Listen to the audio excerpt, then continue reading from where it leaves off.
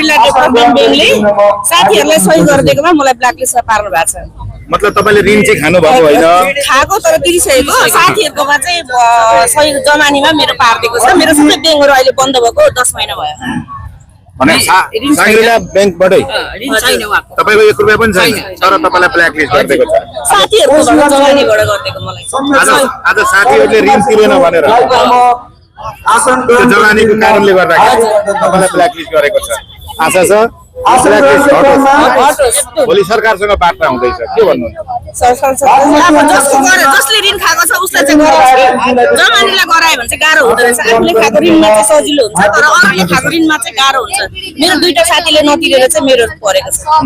अनि ब्ल्याकलिस्ट मैले पनि गरिखाले खुल्नै पर्यो। लिस्टै बन्द भने के व्यवहार गर्नु? बन्द भएपछि अर्को ऋण पनि हामीले बाहिरबाट पैसा तिर्नु पर्यो। हाम्रो सरकारसँग अनुरोध छ कि ब्ल्याक लिस्ट खोलोस् एकदम। जसले खाएको उसको बन्द गरोस् न, होइन र? जमानीको बन्द गरेर भएन नि त। ब्ल्याक लिस्ट चाहिँ